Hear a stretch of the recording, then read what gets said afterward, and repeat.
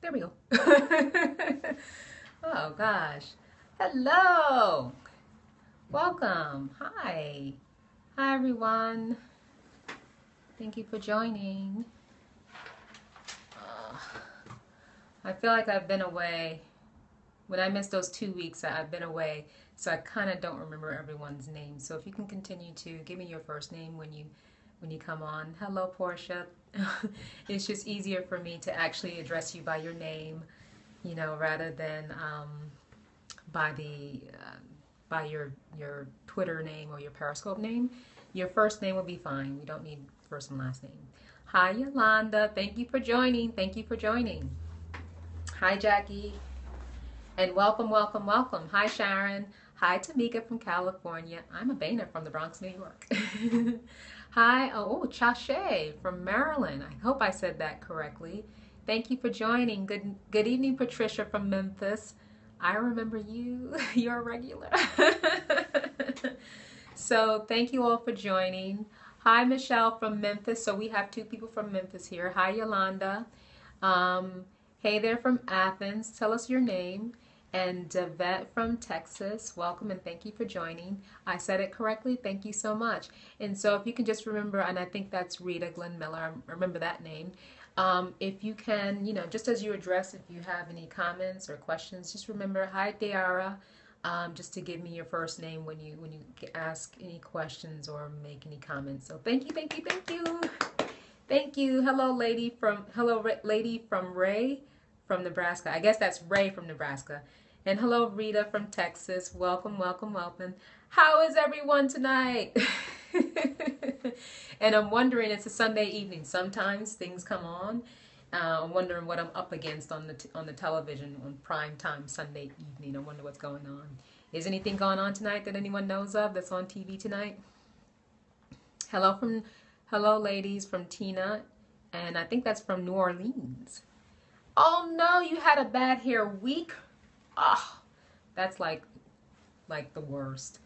We feel so good when our hair looks good. Step out into anything. No TV for me. My TV has dust on it. I barely turn it on. So no TV for me either. Yeah. Hey, Patricia from Memphis. Hello, hello. And Debbie from Tulsa. I think that's Arizona.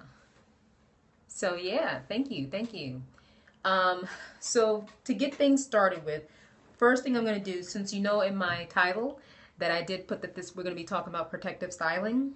So for starters, Patricia, I don't know, you were in Memphis? Oh yeah, two Memphis folks, hook up. You have natural hair meetup sometimes would be good. Am I from Ghana is the question.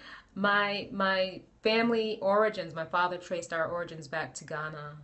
And Jeff from Chicago. Jeff, Photog for Naturals, is actually from the DMV area. Right now he's doing a project in Chicago. So I'm so proud of him and happy for him. So thank you so much for tuning in, Jeff. I know that you're a very busy man right now. So I really appreciate it. I really appreciate each and every one of you. And yes, this is a protective thing that I do when I'm in the house. I'm wearing a sweater. And you're from Ghana. Okay. Hey, thank you for tuning in. And so I do have family from Ghana, and my name is Ghanaian. It's the correct pronunciation. For those of you who do not know, the correct pronunciation is Abena. I was raised with it, pronounced Abena, and that's the way that I pronounce it. So thank you and welcome from Ghana. So what I want to do is I want to tell you about the way I protect my hair when I'm at home. But for those of you who are joining for the first time, you get the pleasure of hearing my intro. And so do all of you. So thank you all for your hearts. I really appreciate it. So my name is Abena Palmore. I am a licensed cosmetologist, natural hair specialist. I live and work in the Bronx, New York, which is near Co-op City. My salon and where I live is near Co-op City. The name of the salon that I work in is the Gifted Hair Clinic. You can find me in the salon Tuesdays through Saturdays from 9 a.m. to 9 p.m. by appointment only. And to make an appointment with me, you go to styleseat.com/Abena Palmore. And Abena Palmore is spelled Abenapalmore. And so if you're not able to come directly into the salon, which is located at 3511-1 Boston Road, corner of Eastchester, again near Co-op City. If you're not able to come into the salon, you can find me on YouTube. My YouTube channel is Embrace Natural Beauty. There I share simple tips and techniques that have been helpful to me in my own natural hair journey, which has been 4 years, that have helped me to maintain my hair, to keep it in good condition, and to retain length, which has always been my goal. Because I want all of you, all of my viewers and followers, to also maintain your hair and keep it in good condition so that you retain length, if that's your goal, so that you enjoy your hair most of all and embrace natural beauty of your own. So you can find me on YouTube. You can also find me on Facebook at Embrace Natural Beauty, and on Instagram at Embrace Natural Beauty with underscores. And then here on Twitter and Periscope at Embrace, capital letter N for Natural Beauty. So that's Embrace and Beauty. So again, I thank you all for tuning in. I thank you for allowing me that moment to give you that intro. And I thank you for the ladies who were going back and forth and sharing information about being in Memphis and how you can connect with each other, because that's great, because that's why we want to be here together, connecting and sharing information, sharing tips, because we're all going through a natural hair journey. Hey Michelle, welcome. I hope things are going well for you and your new regimen. Michelle has been changing her regimen recently from what she used to do with Curly Girl and is now incorporating shampoo into her regimen. So I'm looking for an update. Do you have one? And while you're doing that, hi Donna, Mrs. Hair Today. While you're doing that, what I'm going to do, it's going well. I'm so happy to hear that. So what I want to do is I'm taking off my sweater, and the reason why I'm taking this off is because I'm going to put my hair down. And this sweater, it's just cotton. It's just a cotton sweater, pull down, pull up, whatever, hoodie. And so the material, I don't want my hair touching it. I'm okay with it touching this shirt. That's fine. Hi, Kizzy. So now I'm going to take my hair down, which is just loosely bound by this scarf, and this is a satin, no actually it's a silk, a very sturdy silk, by the way. Natural is always better. Yeah. And that's what I do when I'm in the house. If I'm eating or if I'm cooking or like I said, if I have this sweater on, thank you. If I have this sweater on, I don't want the ends of my hair rubbing up against that material. I'd rather it go across my naked skin, my shoulders, but I do have this top on. Thank you, beautiful. Thank you, Donna. So yeah, so I keep my hair up. That's one way of protecting my hair. And for those of you who know me, you know that I don't put pins in my hair. I always have my hair down because I'm always thinking about minimizing any tension or any friction on the hair. So so that's one of the things that I do, and I've shared with you a number of times as far as retaining length. So Kenny Curly, please give me your first name. Hi, Abena, your hair looks great. Thank you so much. And if you could please just share with me, I know you've probably shared it before, but as you make comments, if you could just please share your first name, that would be great. Thank you so much. And so, the idea of wearing protective styles is really about, keeping that moisture in. Because during the winter, the cooler season, we're going to be hit with some temperatures, some really cold air that's harsh.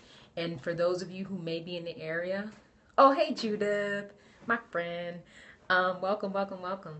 So for those of you who've already experienced some of the cool winds that we've had, Hin, you went natural. Did you do the big chop?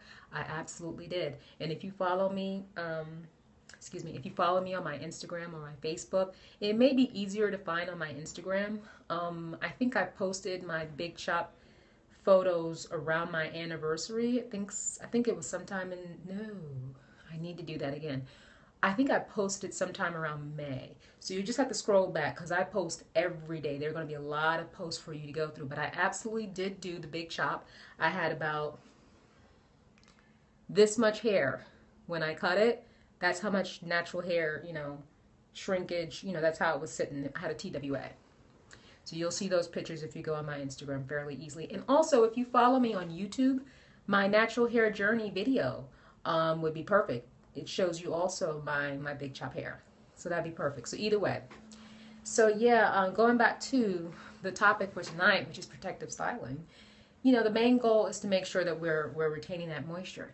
And if any of you have experienced, probably in May, so if any of you have experienced, you know, the cold winds that we had just this week, it was crazy. Even when I walked out there, I was like, oh gosh, I feel the wind hitting my hair. Oh my gosh, I want to protect my hair. I want to protect my hair. I was freaking out. And for those of you who may have been following me for over a year, you know that I have not ever put my hair specifically in a protective style. I'm sorry, I didn't catch your IG name. Oh, my Instagram name is Embrace Natural Beauty, separated by underscores because it wasn't available without the underscores. So it'd be Embrace _natural _beauty. And if someone could type that out for her, anyone who's following me on IG, that would be really helpful. Hey, Abena, I'm putting my hair away soon. Should I trim before or after? Oh, hey, Sharon. Oh, gosh. Hang in there, hang in there, hang in there, hang in there. So, yeah. Thank you so much, Mrs. Hair Today, Donna. Thank you, thank you, thank you. So that is my IG name, Embrace _natural _beauty. And so if you are going to be, you know, putting your hair in a protective style for any considerable amount of time, you know, yes, it would be a good idea to go ahead and trim. And I am an advocate of trimming on a strategic basis. I actually don't like to wait until the hair starts to look frayed.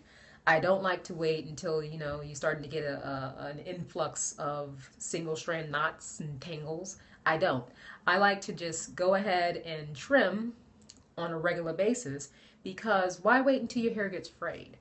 If your hair is frayed, it's showing you that it's gotten to the point where it needs to be cut. So there's already potential damage that you've allowed to happen to those strands that are still there, right? So I prefer, and I've had very good track record of growth by trimming my hair on a regular basis. Now, what I'm afraid to tell you is how often I trim, because you may not be able to go as long as I do if your hair condition is different. It really is based on the condition of your hair. You can stretch it if the condition is really good. The longest I would go with my own hair in good condition would be 4 months. But if your hair is experiencing a lot of single strand knots, a lot of tangles, then you may want to go ahead and do it every 2 months or every 3 months. Okay, so it really does depend on the condition of your hair. You know, if you're styling aggressively, then you may need to, increase the number of times you get your trim. And it doesn't have to be a lot of hair trimmed off. A trim is just, it could be a 1/4 inch. But what happens is if you wait so long to get your hair trimmed, then it gets to the point where you need to take more off. Oh gosh, someone wants to ask a sensitive question. If it's inappropriate, we just won't answer it. So now with dusting the ends, again, that's like waiting until you see something frayed and you say, okay, well, let me go ahead and clip that. Again, I want to encourage you to approach your trimming in a strategic manner so that you're actually trimming the hair before it gets frayed and before it starts to cause damage. Because once the damage ensues, you've already gotten to a path of now you're having damage and you're playing catch up. So you want to be proactive, with how you're caring for your hair. And that's what I do. Yay. I'm so happy you got it. Thank you for the hearts. Thank you, thank you, thank you. And so, will you get the Diva Cut next trim? Well, that's two different things, because the Diva Cut is actually the way you're shaping your hair, and then a trim is essentially, getting fresh ends. And I like to get fresh ends, like I said, on a strategic basis, so every 4 months, right? Right now, my hair is cut into the Diva, the Diva Cut shape. And this is the first time as a natural for 4 years that I actually feel like it may be beneficial for me to put my hair in a protective style. I want the Diva Cut, but no one knows how to do it. Oh, thank you, Donna, and thank you for the compliment that I am pretty. Thank you, thank you. I appreciate it. So, you know what? I do, right? And Donna's saying in her area. So the thing about it is, I really prefer as a stylist to cut the hair based on, your face shape. and your hair, the density of your hair, my girlfriend's scared to cut her hair, scared it won't grow back. Hair is constantly growing, just so you know. Hair is constantly growing. It only breaks, based on how we're handling it, or if the hair becomes weak, and that's usually based on how we're handling it, or if it grew in weak. Your cell production was weak from the get-go, you're gonna have weak hair growing in. That's just the basics of your hair. So, but when you get your hair cut, it really, there's no one cut that should be for everyone just because you have curly hair. You're very welcome. I have, a lot of hair. My density is pretty good.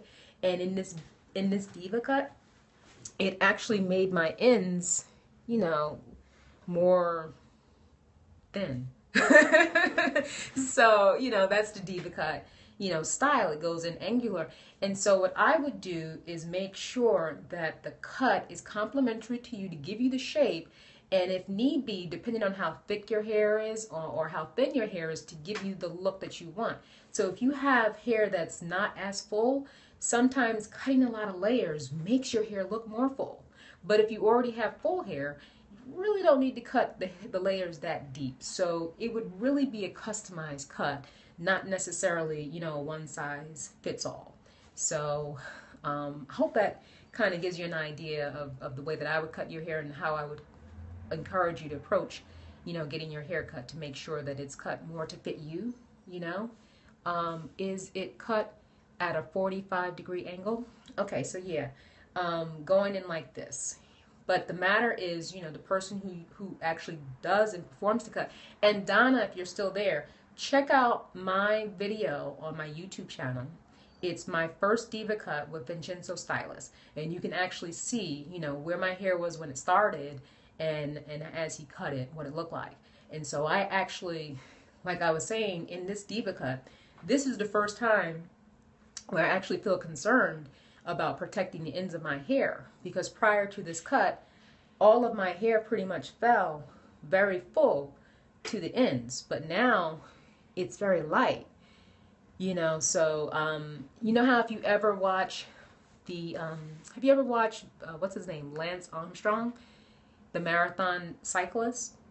If you've ever watched like a cyclist or marathon runners, they have people who are known like their wingman, someone who's going to cut the wind so that as they're running or as they're cycling, they don't have that same level of pressure pushed against them. So they can, run faster, or they can cycle faster. When my hair was full all the way to the ends, would you recommend one to try it themselves?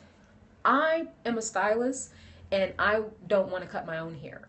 I have a lot of it, and I prefer to have my hair cut professionally, with someone who's going to go the way that I would go, line by line, and making sure, you have a pretty much, even layered cut. It layered it from the middle down.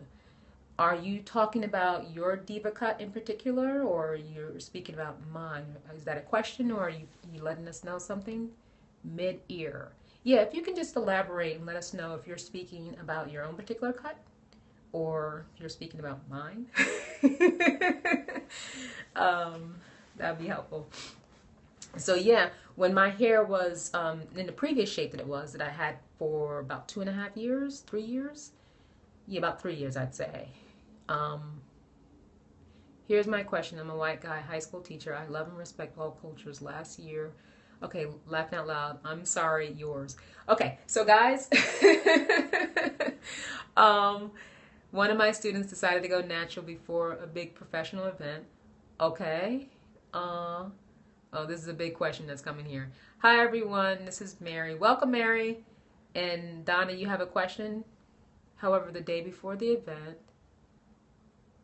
her hair looked so sad. Okay. Her hair looked so sad, or she looked sad? Oh, her hair looked so bad. Okay. I don't know how to describe it. Hi, everyone. Thank you for joining. Okay, going in all directions. It was matted.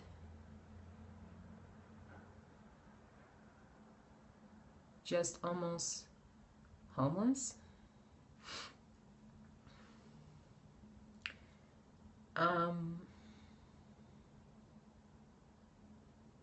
Right. You're yeah, Rita's saying like an afro. I said, I said, sweetie.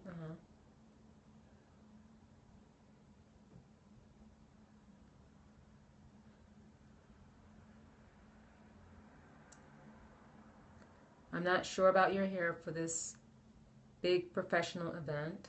Ooh, okay. And she got so angry. Told her mom.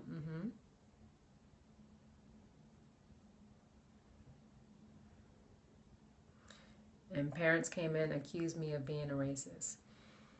Well, if you cut your hair and mom defended her hair, right? If she cut her hair, right, and it's her own natural hair, and you're telling her it doesn't look professional, I would be offended too, to be honest with you.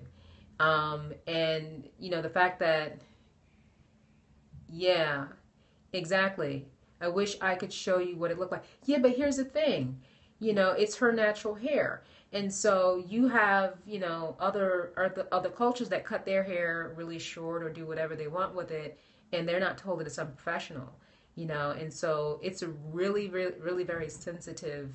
But this was so far off from anything I'd ever seen. Yeah, anything that you had ever seen, but that's her hair, you know. And it's unfortunate that we'd even have to consider our hair being professional enough. Everyone's texture is different. And, you know, if a person is cutting their hair to embrace their own natural beauty, you have to give them space. And that's what this forum is about. And that's why we share, you know, tips on how to maintain our hair so that we can enjoy and embrace the natural hair that's on our head. I really care about this subject. Well, then, you know, people have their own perception of what is appropriate in a professional setting. I agree. And she may not have known exactly what to do, but you can't say that it's, you know, it's professional or not. That in your profession, yeah. Let's respect one another. It's a tough enough decision for someone to decide to go ahead and be natural, and then another thing for the people that they respect or honor in their own, you know, spaces to, I'm trying to be 100. I recognize that. Your tone is completely fine and it's acceptable here, but I'm saying that the approach that you had to your student who may be going through her own, you know, issues, and Rita is saying it's unfortunate the afro texture has to be considered exactly unprofessional. And so we have a forum here where we are inspiring and motivating each other for how to embrace our natural hair, and this is a space where people feel safe. And so if you go out there, exactly, it's beautiful hair. Exactly. If you're going to work and you're going to an event, if someone is commenting that you're at that age, how would you feel? Yeah, tell us how old she is. I have many students with natural afros. Okay. Well, how old is she?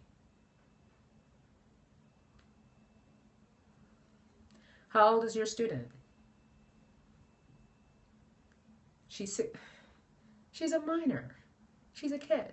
You know, how is it, how professional does her hair need to be at, you know, at age 16? I mean, I understand that you said it was going every which way. I'm not really sure. I've seen, yeah, that's a tough comment to receive. You know, you're saying that it's going every which way. I don't know exactly what that looks like based on your description, but not everyone's hair falls the same way. And if that's the way her hair grows out of her head, you know, who's to say that that's not professional? And exactly, she's a child. Why break her spirit?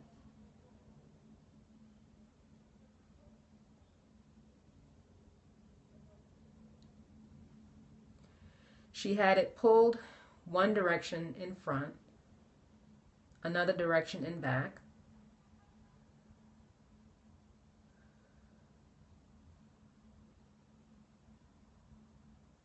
Again, you know, it's not like she's going for, I don't know, it's not like she's doing a presentation. She's a student, right? She's in school, and there were random tufts sticking up in random angles. I'm so sorry, I can't describe it well. Yeah, that is very, very sensitive, and you may want to reach out to a parent and not the student, and just have a conversation with the parent and just get an understanding with them what they're trying to do, and let the parent tell you about her hair. But to just tell her that her hair looks unprofessional and she's a student, I think that that's actually inappropriate. And I understand that you weren't trying to be demeaning, but you don't get it. CUR TV news anchor may want to go live about this matter.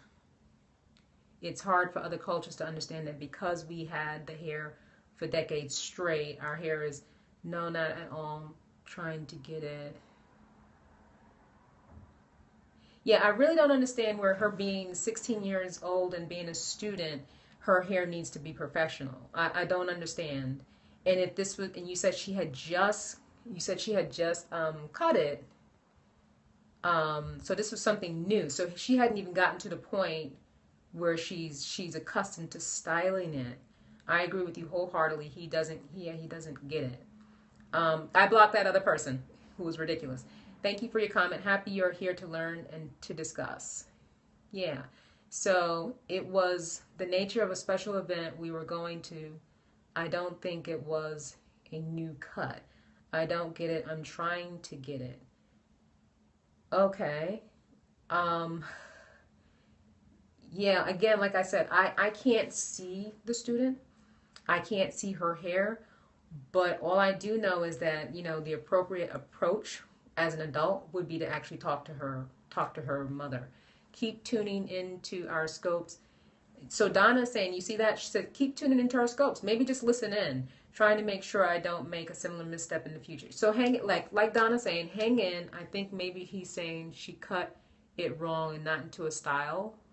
Right, but what I'm trying to say is, as a teacher, talking to a young girl about her natural hair, it would be more appropriate and probably more well received to talk to another adult who is her mother, and perhaps have her relay whatever it may be in a way that her daughter can receive, and so it's not demeaning, it's not putting her down. Because to be truthful with you, your event is not more important than this young lady's life and how she sees herself, because she's still growing and she's still very impressionable. And it doesn't make it right to make a comment like that about hair, clothes, or skin color, is what Donna is saying. It's really very sensitive. And so if you don't want to be perceived as someone who's not accepting other cultures, then again, you want to be very careful of how you approach someone of a different culture and how they're presenting themselves. And I mean, I don't have any issue with any style that she chose. Right. And so the point that we're making here is every culture is different. And if you have, some concerns about the way that she's presenting herself and she's a minor, it would be more appropriate to talk with her mother directly than to say something like that to her and hurt her feelings. And it could be traumatizing for her. That could be really, really very traumatizing for her future. So you have to be really careful, especially if you care about your students. You really want to be very careful in how you impart that type of information. Okay, again, if it seemed like it was a hygiene issue, again, talk to the parent. I really encourage you to talk directly to her mother. If you really feel like it's that much of a concern, I would say talk to her mother. So thank you all, ladies. Thank you all for chiming in. We caught someone. You're very welcome. We really, care about your students and their well-being, and so I hope this has been helpful to you in going forward. Like Donna said, check in if you really want to know about what we're going through with our hair. Yeah, we're a team. This is a network of ladies who really are concerned about and caring for natural hair and embracing natural beauty. Yeah, I believe you. I believe you. I believe you. I really do. I believe you love your students. So you'll find a way to get that information in a way that's more receiving. I know. Me neither. I wasn't expecting that topic to come up. And it's probably a lack of exposure for all different styles. We have natural hair exhibitions. National attention about her natural hair.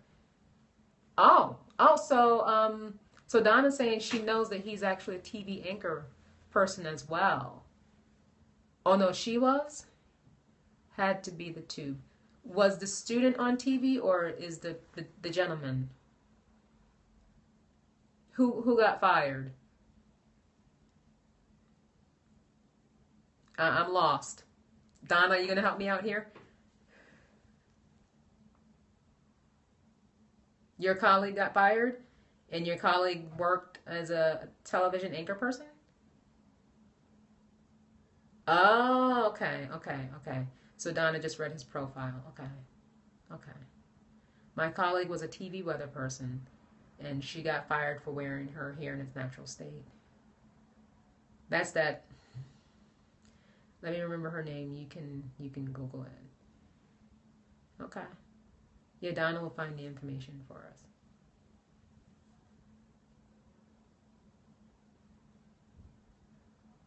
Yeah, that's ridiculous. You have other cultures who actually will wear, like scarves on their heads, and her name was Rhonda Lee. So Rhonda Lee is a colleague who was fired. Wow, you must invite us on. Let me Google her. Yeah, fired over natural hair. That's completely inappropriate. So you hear that? You got to invite us. That's what Donna's saying. That's right. Let's be a part of this conversation. So I have been cognizant about this issue for some time. That's ridiculous. And I think I remember that. I remember the event, and it was sad. There are other ethnic groups whose hair may not look good, and it's not made into such a big deal, and it's not threatening.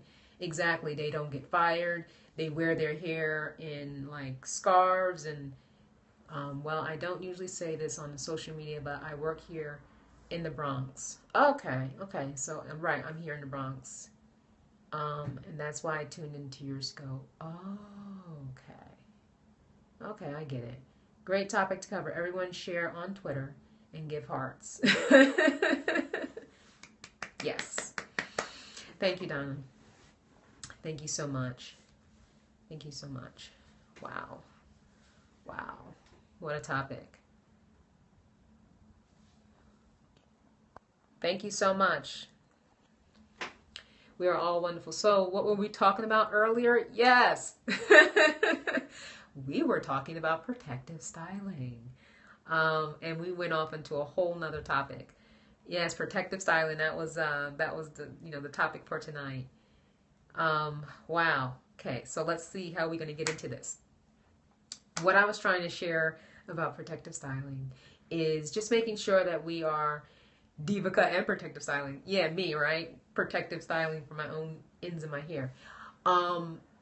Some of the protective styling, that I think is absolutely the best for us is loose, wearing the hair loose, like loose twists, loose braids, not so micro that it's going to take a long time to put in and a long time to take out.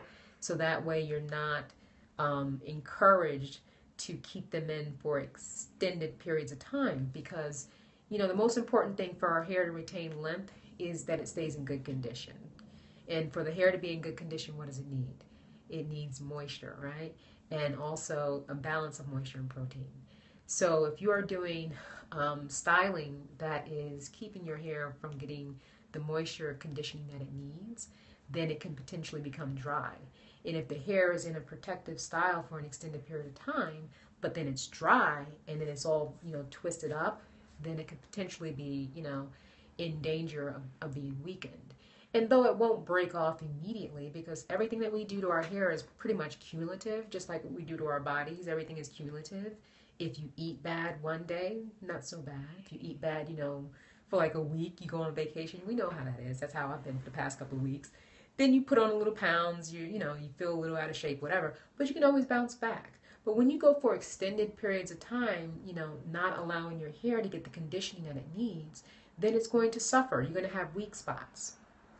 And your hair can be weak at any stage. It could be weaker or stronger just from the way it grows out. Say, for example, as your hair is growing, if you go through a period of hormonal changes, if you are extremely stressed out, that hair that is being produced at that time may be weaker than hair that was produced prior to that. So when wearing cotton hats in the winter, my hair gets extra dry. Any tips? Absolutely. The silk. I don't put any material on my hair that's not silk. So if I put on a wool cap, wool hat, I'm going to put my silk scarf on my hair first. The only thing that makes contact with my hair is always going to be silk. So the same thing, like going back to, preparing your hair. If you're putting your hair into a protective style, I prefer and I encourage people, if you're going to keep it in twists, do it for like no more than 2 weeks, 3 weeks tops. Because you really want to give your hair an opportunity to get a fresh wash and reapplication of your conditioner. Your conditioning can't stay there for, for an extended period of time. There's going to be at some point at which it's going to not be effective anymore and your hair will be dry. So you need to give yourself a fresh washing to remove, any buildup, any debris, so that you can get a fresh layering of conditioning and go back to your protective style. So if you're doing something loose, like the loose 2-strand twists or 3-strand plaits, braids, and they're hanging, that is ideal. Even wearing wigs is ideal. I prefer wigs to just about any type of binding type of hairstyles, and especially weaves. Anything where you're going to be interlocking your hair, anything that's going to be stressing your hair out or pulling your hair. Do you have a winter wash and go tutorial? Yeah, I recorded the video. I just haven't had a chance to edit it yet. And that reminds me what I had wanted to share with you guys. I have a couple of announcements. I've heard that conditioners last. I've heard that conditioners last for 3 days max from someone before, not, written anywhere in any clinical diaries. I haven't read that. So let me give you a couple of announcements because I've just been reminded. How do you feel about people touching your hair? I feel like out of respect, they should ask me first. And before they do it, what I like to do is I like to let them know how to touch my hair because I don't want anyone touching my ends. I prefer that people touch my hair where there's bulk and just to squeeze it, You can do that or you can do that, but I don't want anyone pulling my hair down. So when I wore wigs, my hair thinned out in the crown. Any thoughts on that?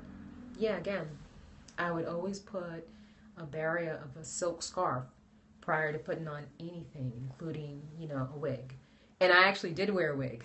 I wore a wig for Halloween. I kept it well conditioned. Yeah, I wore a wig for Halloween, and I made sure it was underneath the scarf. So then it was really tight because my hair was bulky, but I made sure I had that scarf on. I didn't want anything touching my hair, putting that friction on my hair. And the worst part of it was having that comb pushed in here. Are loose 2-strand twists considered protective styles? Yes. Yes, they are. A lot of my clients who have hair that's pretty well maintained throughout, the week. Yes, announcements, I'm trying. I'm trying. People keep asking me questions. Okay, so really quickly, announcements. 2 things. So number 1, there is a sale going on with Wonder Curl. There is the Detoxifying Clay Cleanser, which is something I would recommend if you don't want to use shampoo, for those of you who like to co-wash. And I've always told you all that I'm not in favor of co-washing because having clean hair is what's going to give your hair foundation to receive more moisture. If you have conditioner on your hair, it's coating your hair, so it's blocking new moisture from getting in. And then plus your scalp is not getting cleansed, so you could be potentially, a breeding ground for toxins and bacteria and fungus. And if you get a fungus on your scalp, it's going to impact your hair, causing your hair to become dry, and then you can, cause yourself conditions. Thanks for the tip because I always pull down when I take scarf off. All right. So that was one announcement. It is not bentonite clay. It is kaolin clay. Kaolin clay. So you can find the link. I have an affiliate link. You can find that in my Instagram, my bio on my Instagram, or you can find it on my YouTube video where it says, affiliate account with Wonder Curl. So I invite you to take advantage of that because the normal price is $24, and so it's on sale for 30%, so you can get it for like $16. Can tightly coiled hair retain enough moisture in the winter to have movement? Let me get to that in just a moment. So let me finish my second announcement. Donna, you're crazy. 62,000 hearts. Wow. I don't know, I don't know if Periscope even counts them the same way as they used to, because I think after you reach 500 or something, you have to start over, is what someone told me. So I don't even know how that works, but thank you so much. I appreciate all the hearts. I appreciate, because that to me is love. It's love. Thank you. Thank you. The other announcement, something I keep forgetting to tell you all, and I only tell people when they ask me questions directly. I am studying trichology so that I can better diagnose and treat hair and scalp disorders. So another thing about my schedule that has been crazy, and why I have not posted any productions, any video productions on my YouTube channel lately, and I've only been uploading my scopes, is because I'm studying, and I have a lot of coursework, a lot of reading material, and pretty soon we'll get to the point when we go into the clinical setting where we'll actually be diagnosing actual client, I think they're going to be clinical trials or case studies, something like that. That's why I logged out and back in, but I wanted to check your heart rate. Donna, you are so the best. Is this online? My course is online. My instructor is actually in California. So I don't know how they're going to pair me with the dermatologist, and perhaps you are wondering why, Rita? Oh, no, that's Kinsey. And I was wondering about that. Thank you, thank you, thank you so much. So yeah, my course is online. My instructor is in California, but eventually I will have to do some clinical training, and so I'm going to be paired up hopefully with someone. Hi, Ro. Be paired up with someone here, in the East Coast in New York City, so I can work with patients directly. Thank you so much. Thank you so much. So yeah, yes, no YouTube videos, laughing out loud. Yeah, so I'm so sorry. I'm like, why do I keep not telling you guys that I'm really very hectic right now? Thank you for the congratulations. So when they say cleansing conditioner, it's a gimmick. Thank you, Rita. When they say cleansing conditioner, so I don't want to be known as confrontational in respect of saying what people are doing is a lie or inaccurate. That's what I feel. But I'm very cautious about saying that, making that public statement, but that's how I feel. So get that? That's how I feel. I feel like there's a lot of marketing ploys that draw your attention to get you what you think you want, but still give you what you're supposed to get, kind of thing. So like, say for example, it says conditioner, it says co-washing, or sulfate free. I hear that they still contain some level of sulfates. But here's my honest, how do I say this? This is the most transparent I can be. I do not co-wash. So I have not, thoroughly studied any of these co-washing products because I don't even consider them for use.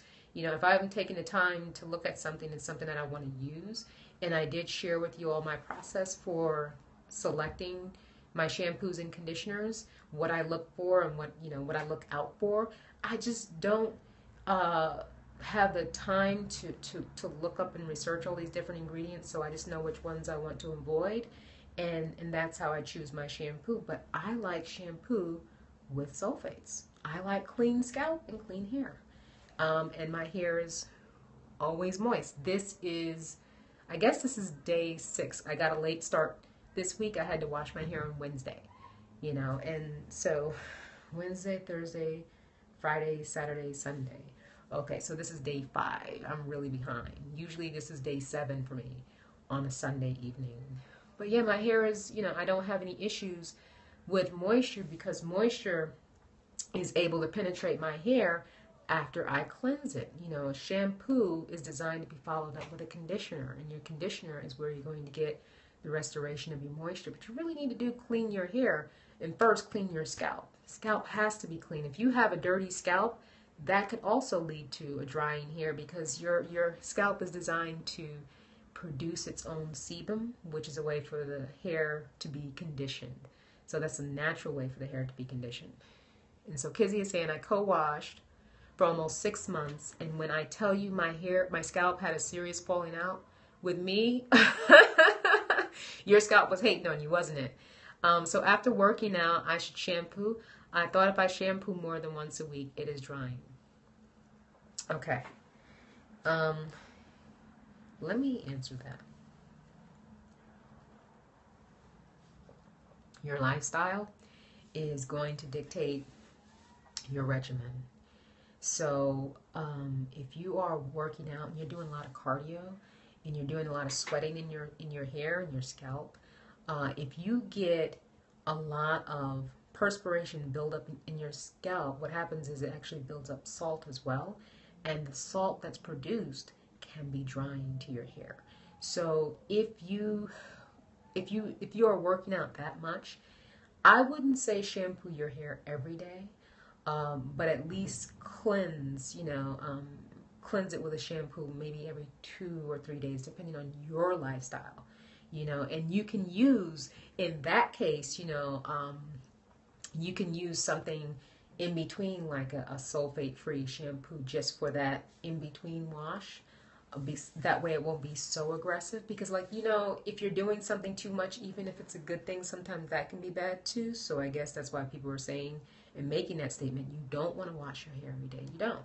That may be too much. Like, even if your hands get dirty and you keep washing it with soap all the time, your hands start to feel dry. It's kind of that same concept. Your hair is essentially an extension of your scalp, which is skin. So you just need to be mindful, of your lifestyle and how you can approach it that's going to be most effective for you. And so I think the most that I would say would be maybe every 2 or 3 days. There are some people who have very oily hair who wash their hair every day, but their hair is producing a lot of oil, so they're getting a lot of natural conditioning. But if you're not producing as much oil as they are, every day would be excessive for you, and maybe even every 2 days. So it may just be good for you to do every 3 days. But conditioner washing is not going to remove. Should I ever put oil on my scalp? I would not recommend putting oil on the scalp. Good Stuff was wondering about workout regimen for my hair. Yeah. And it's so hard to diagnose if you're not with the person and you can't really see their hair. The whole reason why I'm studying trichology is because I want to be able to monitor hair on a microscopic level. There's so much you cannot see from the naked eye that's going on with the hair. Our hair could also be experiencing, there could be disorders with our hair that we're not aware of because you can't see it with the naked eye, only on a microscopic level. So I do have a scope device. What about water-only washing? We've talked about this before. Now, with water-only washing, I think the lady who promotes it on YouTube, and I think she has a blog as well, her lifestyle is congruent to that water-only washing, because I think her hair is thriving, but I don't have her lifestyle. I'm not living this organic life that she lives. The way she lives her life, and I don't know how long she's been living that way, lends toward, the way that she cares for her hair. And that's the truth for a lot of people. There are a lot of people who are like Puritans when it comes to their natural hair regimen. And if their lifestyle is not pluralistic, but they're doing their hair that way, winter hats, can we protect our hair? Yeah, they can, especially if you use your silk scarf underneath the hat. But yeah, if you're not living a pluralistic lifestyle and you're trying to do that with your hair, it's not going to be balanced. So you're going to find a lot of mishaps with that, because your hair is just an extension, again, of your scalp, which is an extension of your skin. It's all skin. Their hair is actually created from cells from dead skin, your dead skin. So it's keratinized inside here at the scalp, at the dermal level.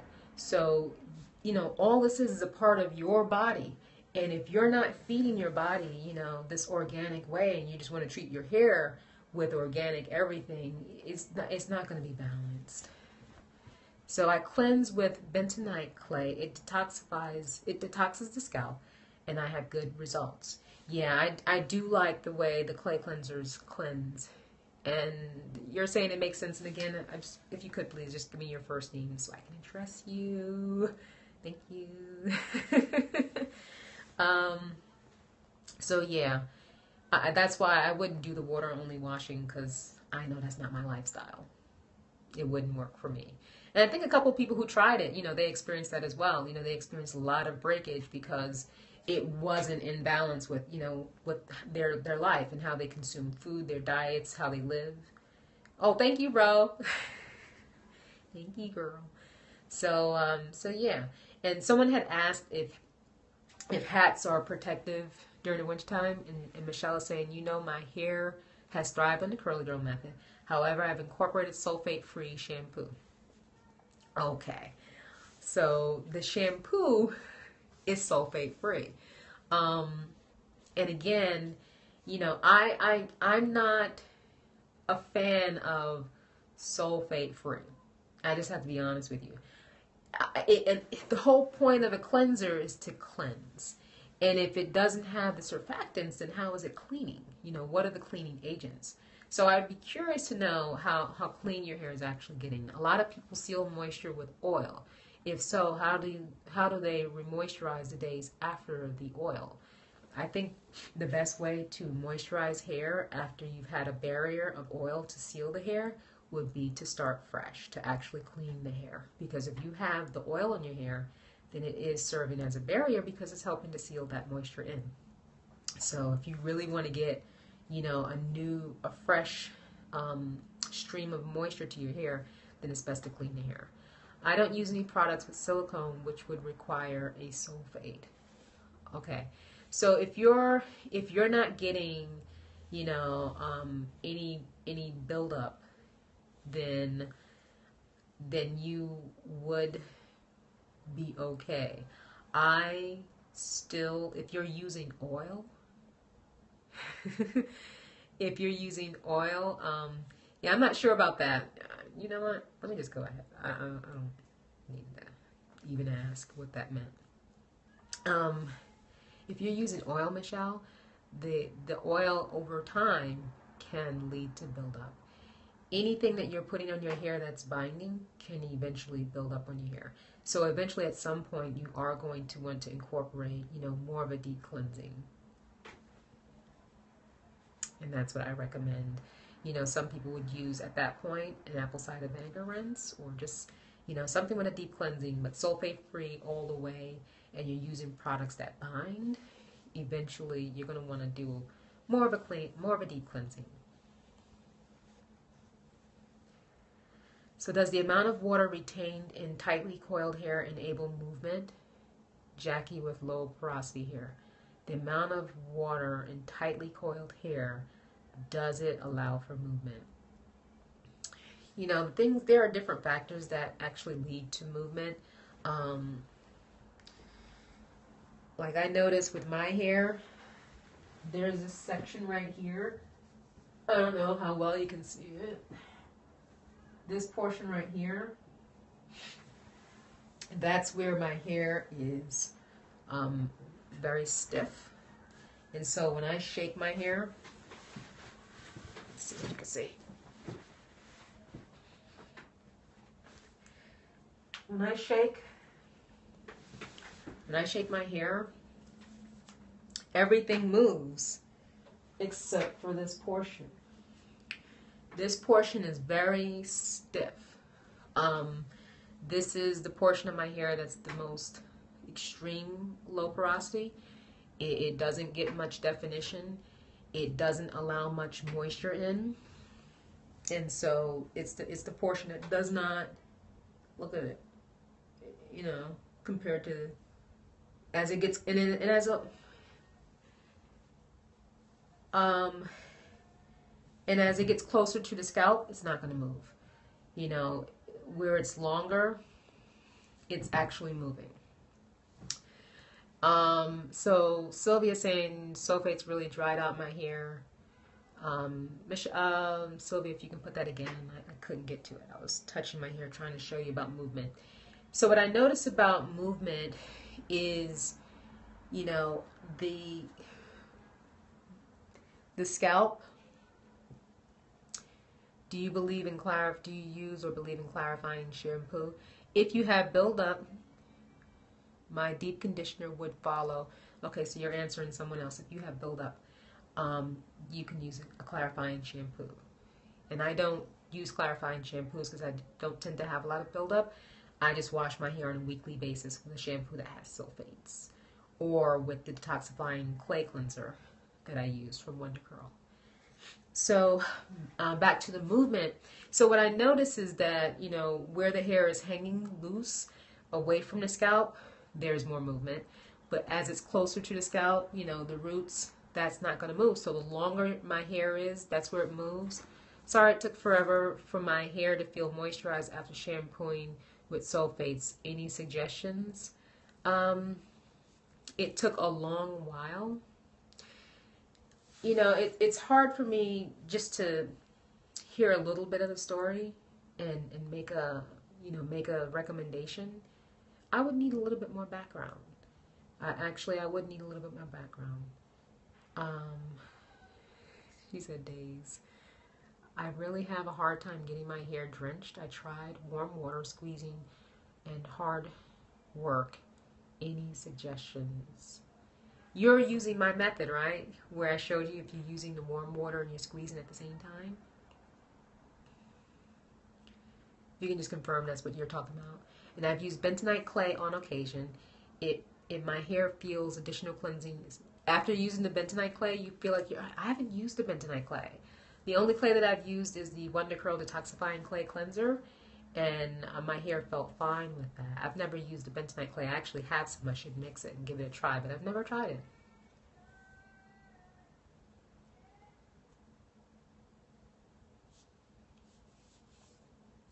Yeah, but I do notice that where there's more moisture and the way that the hair is hanging and the way the hair is styled, you get more movement. There's so many factors. There's so many factors that play into the hair having movement that it's not just one thing. But I definitely can, you know, certainly say on my own head where there is differences as far as the way the hair is moving. Bentonite clay is my bae. That's Ro, not me. I didn't say that. So after transitioning, I continued to use my favorite sulfate shampoo, and my hair rebelled.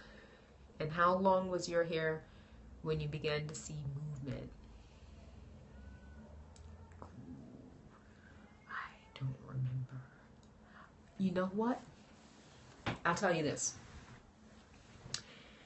I used to style my hair. Ooh, my voice cracked. Excuse me for a second.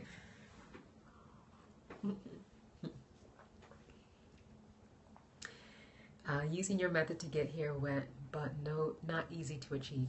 You have to keep trying. And make sure you're not using the water, you know, make sure it's not hot. Make sure it's warm, you know, as warm as you can stand it on your own, on this portion right here, not your hand, but on this portion right here.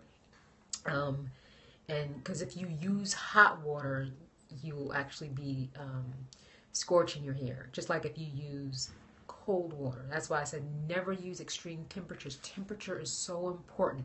When you're putting that water on your head, temperature is so important. So please, excuse me, oh my gosh, please make sure you're using the best is bentonite. I've only used the kaolin clay, and it works really well for me. But yeah, make sure when you're doing that water, make sure it's not hot, please. I just had to stop and make sure that she gets this. Please do not use hot water on your hair, and please don't use cold water either.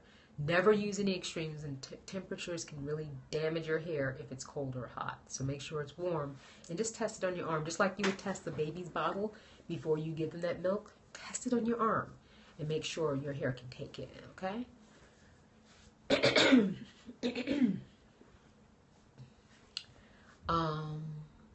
Was there something I was saying? I get off track. You know what my problem is? It's hard for me to ignore your comments. It's so hard for me to say, and I apologize. So if I'm answering someone's question and then I get off track, I really do apologize. Sodium bentonite is better than calcium bentonite. It's better. And hot water dried out my hair for 2 years. Hot water will definitely dry out your hair. Movement. Someone had asked me about movement. So yeah. So what happened was, thank you all. Hey Shakar. So with my hair, it was not until I would say September of 2013. September of 2013, just before I think I did my YouTube channel, was when I figured out how to get movement with my hair. I used to wear my hair in a curly fro. I literally wore my hair in a curly fro. I used to use hair rolls. I used the hair rolls, leave-in conditioner, and the curly whip, which I loved. I loved it. It was so quick and easy to do that wash and go. You just slick the hair back. You know, remember, if you've ever seen Anthony Dickey's videos and he shows you how to do the wash and go with the curly whip, oh my gosh. So I had a cute curly fro. And then one of my friends who also had, you know, natural hair, she has a looser curl pattern in mine. She made a comment to me one day. She's like, your hair has no movement. You have to have movement. I was like, well, how do I get movement? And so it wasn't until I switched to gel that I actually started to get movement. So when I was using the curly whip, I didn't have any movement, but I had beautiful curl definition, but it was a fro. And it would get mushed up in a couple of days. Like the next day it was kind of, you know, squished together, and it got more and more matted, you know, and I would have to redo it within like the third day or something like that, every 3 or 4 days. Yeah. And so as soon as I switched to Echo Styler, thank you. As soon as I switched to Echo Styler, that's when my hair hung down. I had more elongation and I had more separation. You know, if you have separation, then the hair tends to move more too. So that's when I finally, and then plus, after putting the Echo Styler on, I had to shake my hair, and that way I could get movement here. If you have movement at the crown, if you have separation at the crown, you'll have more movement. If it's stiff, then it'll be like a helmet, and you just have like little ends moving. So I made sure that I would shake it. But that's when I was using Echo Styler. And so when I switched to Camille Rose in January of this year. For those of you who've been following me on YouTube, you know I switched to Camille Rose. Salida says, which color Echo Styler? I used the crystal. And a good book to consider reading is The Science of Black Hair, which I did read. Patricia, I read The Science of Black Hair when I was transitioning, before I cut my hair off. I was reading that book. So gels give good weight for longer curls and movement. It did. It made a huge difference. And that's why, you know, I had said to people, if you're using, you know, like a butter or a soft holding gel, then your hair is probably going to be more, you know, more fro-ish. But to get more, it is a good book, Patricia. It is. I agree. To get more movement, you know, is when I started using the gel. But you have to be careful. Please, please, please, if you're listening to me and you're saying, okay, Beta says use gel, please remember the order in which you use your gel. Always use a moisturizer first. Your moisturizer can literally say moisturizer, or it will say leave-in conditioner. Now, all moisturizers and all leave-in conditioners don't work the same. I had my own staple leave-in conditioner for a long time, and that was the Shea Moisture, and I think I shared that on my staple products video on YouTube. And I think I updated it. So now, as you all know, I use the Butter Than Love pudding as my moisturizer. So I always put a moisturizer before I put a gel. Please do not put gel on your hair without a moisturizer. Don't go water and then gel. Don't even do water, oil, and gel. Make sure you put a moisturizer. Okay, because if you put gel on your hair and you say the gel dried out my hair, the truth of the matter is you didn't give yourself a moisturizer to retain the moisture. Water is eventually going to evaporate. So you're going to want to put a layer of moisturizer first, then your gel. Okay, so gel is heavier and holds more moisture. Moisture is H2O, which is also heavy weight, more movement. Okay, so the gel holds your hairstyle. I actually got corrected on this too, and I'll give credit where credit is due. Scarlett is my girl. She helped me out with this. She's like, you got to use this for sealing it in. And she's right. So your gel does not seal in your moisture. Your gel holds your style. So if you use a gel without a moisturizer, you will not be sealing in moisture, but you will have good hold. And what's deceiving is some people get a beautiful curl definition and they get that movement and they're like, I don't need anything else, water and gel. And then their hair is dried out. Because if you don't put that moisturizer, your hair will not retain moisture. You need a moisturizer in order to retain moisture. And you are very welcome. These are key. For those of you who are new to being natural and you're getting so many tips, from this place and that place, this is the core. Moisturizer, moisturizer, moisturizer, then seal. If you seal before moisture, you block out the moisture. So even though it says LOC, liquid oil cream, you really need to do liquid, meaning your water, or if that liquid is a leave-in conditioner, that's fine. Should low porosity hair avoid gels and proteins? Give me just a moment, and if I don't get to it, remind me. So that LOC, and please copy your questions and ask me again, because I want to finish this, because this is so important. For those of you who are newly natural, please make sure that you are using a moisturizer. Always make sure. So if that L, your LOC, if it's a liquid leave-in, then that's fine, because that's a moisturizer. Then you can put an oil on top of that, because that's going to seal it in.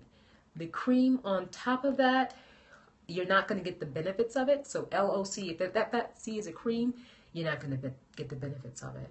You need to put it underneath the oil. The oil is going to seal all that in, especially during the wintertime. Make sure you get a lot of moisture in and then seal it with an oil. And then you can put your gel on top of that, because the gel is really just going to hold the style in, going to give you that curl definition, okay? So I hope you all got that. Give me a whole bunch of hands and hearts if you got that, because that's key. That's what I want you guys to retain. So yes, when hair is moisturized properly, it retains curls better and you get the movement. Thank you, Patricia. Thank you. And that's what happened with me. That's when I saw the movement.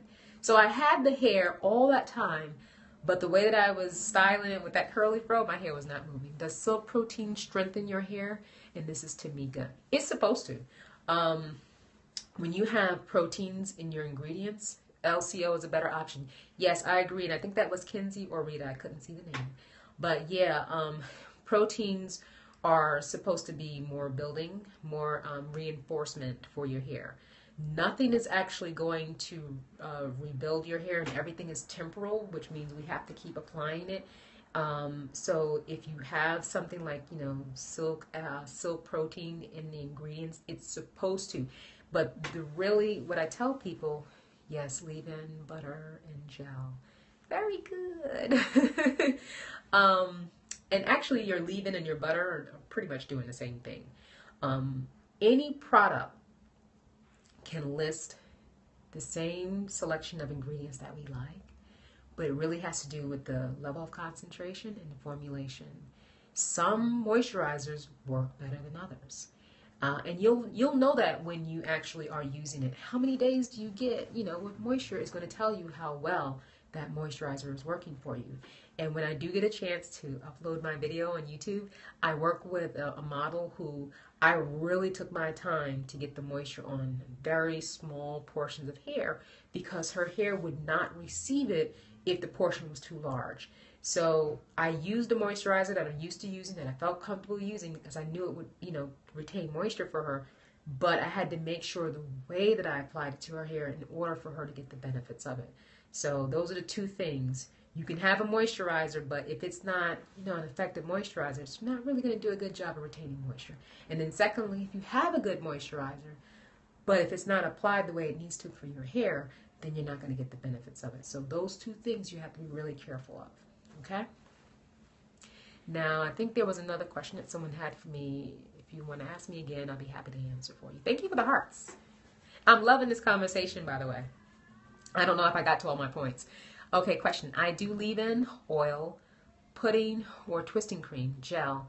Am I doing too much? So your leave-in and your moisturizer have the same function. they have the same function. If they're the same company, for me, I would use either or. And so if you're taking two different products that are designed to do the same thing, I wouldn't say that one necessarily cancels out the other, but you may just be, just if they don't gel together, then that's not going to benefit you much. You may get flaking. I have actually used two moisturizers together if I wanted to stretch one over the other. Say, for example, I use the Butter Than Love pudding. I may want to stretch it, in the salon. I may stretch it with, or even here on my own hair, I may stretch it with the Get Slick Hair Smoothie. They're both moisturizers. Do you need to warm up the leave-in conditioner for low porosity hair? I recommend, if it's not melting into your hair, if that moisturizer is just sitting on top of your hair, then, excuse me.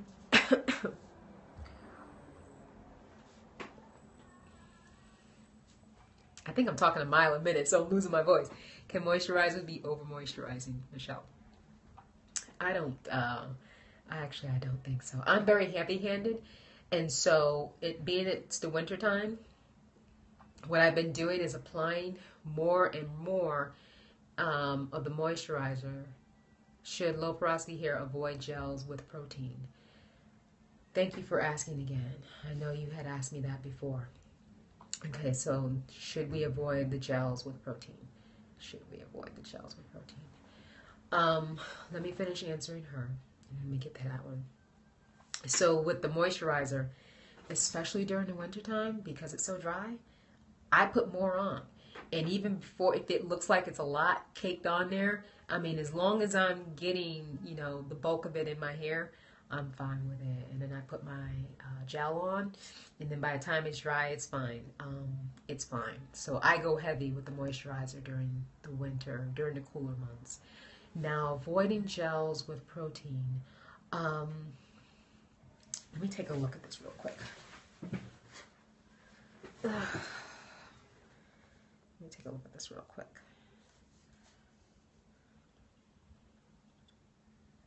Because it really depends on the formulation. Because you can have a protein in your ingredients listing, but if the concentration is not that heavy, then it's not going to be the effect will be more minimized. So what I like to tell people is, try something and see how it performs. I have shared with you all the gels that I have used, and I shared with you all my experience, and you all know that I have low porosity hair. As far as, the protein content, I know that there are people who are protein sensitive. My only hesitation with protein sensitivity is it's not just a hair type. Again, it's our skin. It depends on your diet. It depends on your composition. Thank you so much. It depends on your diet and your own genetic composition. So some people, mistake certain factors and then just lump it into a category of being protein sensitive, and then they don't get the benefit of some of the other products that are really good that contain, proteins, because there's this whole list that people have put out there. And I know that the whole idea is to be helpful for you, and so I really, do you always rinse all the conditioner out of your hair? Oh, let me finish answering this question first. Yeah, so I know, it's the whole idea is to be helpful. So I shared with you all the products that I've used, and I think I listed the ingredients, and some people have said to me, oh, they avoid, aloe, or they avoid, glycerin, or whatever it is that they're avoiding. And so I just encourage you that if it's based on, a category or a listing, for someone else, it may not be that brand, it may not be that formulation that has the same results.